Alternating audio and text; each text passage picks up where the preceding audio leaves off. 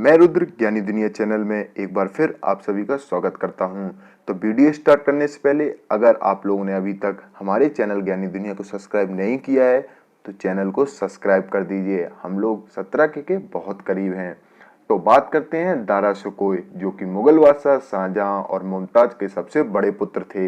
शाहजहां अपने इस बेटे से बहुत प्रेम करते थे और इसे मुगल वंश का बादशाह बनते हुए देखना चाहते थे। वहीं दारा भी अपने पिता को बहुत प्रेम करता था। वह अपने पिता को पूरा सम्मान देता और उनके प्रदेश आदेश का पालन करता। दारा मुगल वंश का होकर भी मुगलों से काफी अलग था। इस्लाम और हिंदू मजहब को वो बराबरी का दर्जा देता था। दारा का यह भी कहना था कि जन्नत कहीं है तो वहीं जहां मुल्लाओं का शोर ना हो। वह अपने एक हाथ में पवित्र कुरान और दूसरे हाथ में उपनिषद रखते थे। वह नमाज भी पढ़ता था और भगवान राम के नाम की अंगूठी भी पहनता था। उनकी इन्हीं बातों की वजह से दरबार के कुछ लोग उन्हें काफिर कहने लगे थे। आमतौर पर मुगल शासकों के बच्चों को शस्त्र चलाने का प्रशिक्षण दिया जाता था। दारा को भी यह परीक्षण मिला, लेकिन वह अपने भाइयों से अलग ज्यादा वक्त किताबों में खोया रहता। कभी धार्मिक पुस्तकों का अध्ययन करता तो कभी रूमी जैसे सूफी संतों को पढ़ता था। दारा हमेशा से शाहजहां के सबसे प्रिय बेटे रहे थे। दारा का निकाह नदीमा बेगम से हुआ। शादी के एक साल बाद ही दारा की एक बेटी हुई, लेकिन बेटी की जल्दी ही मृत्यु हो गई। इससे दारा को गहरा सदमा लगा।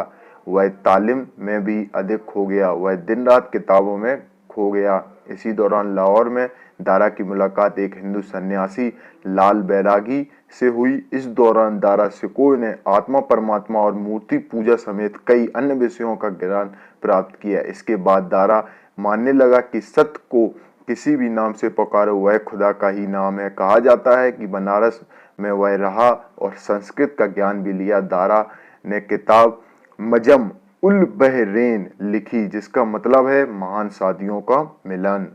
जब कंधार में ईरान की सेना ने कब्जा किया और बाद में शिकोह के नेतृत्व में युद्ध हुआ तो मुगल की सेना हार गई। यह हार दारा के नेतृत्व क्षमता की भी हार थी। इस बीच दारा शिकोह और औरंगजेब दोनों भाइयों में तल्खी बढ़ गई। औरंगजेब दारा को काफिर कहता तो दारा औरंगजेब को अत्याचारी और घोर नमाजी कहता। दोनों के बीच तलख्कियां बढ़ती रहीं। जब तत्कालीन मुगल बादशाह शाहजहां बीमार पड़े तो दारा शिकोह के तीनों भाइयों ने दिल्ली की तरफ कूच किया। औरंगजेब की सेना के आगे दारा टिक नहीं पाए और जंग हार गए। इसके बाद वह कई दिनों तक औरंगजेब से भागता और छिपता रहा। इसी दौरान औरंगजेब ने अपने पिता शाहजहां को नजरबंद कर लिया और खुद मुल्क का बादशाह बन गया। औरंगजेब मुगल बादशाह बन गया था। इसी बीच अफगानिस्तान में दारा को पकड़ लिया गया। इसके बाद जब उसे बेड़ियां पहनाकर पूरी दिल्ली में घुमाने का आदेश दिया तो काफी लोग दारा का समर्थन करने के लिए सड़कों पर आए। इससे देखते हुए औरंगजेब ने उसको सजा देने के लिए दरबार बुलाई और दरबार में कई लोगों ने दारा पर काफिर होने का इल्जाम लगाया। उन्होंने कहा कि दारा ने हिंदुओं के उपनिषद का टॉलरेशन करवाया है और साथ ही कुंभ पर लगने वाले कर को भी खत्म कर दिया।